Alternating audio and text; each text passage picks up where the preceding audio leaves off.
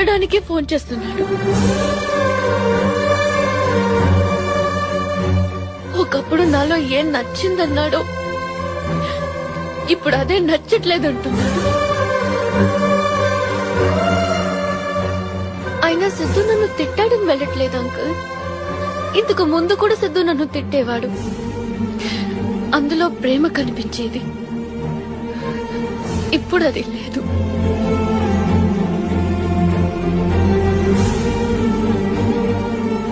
ఇంట్లో నేను ఒక్కదాన్ని ఉన్నప్పుడు కూడా ఎప్పుడూ ఒంటరిగా ఫీల్ అవ్వలేదు.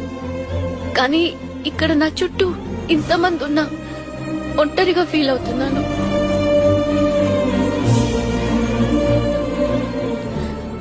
నాకు ఇంట్లో ఒకలాగా బయట ఒకలాగా నటించడం రాదంకు.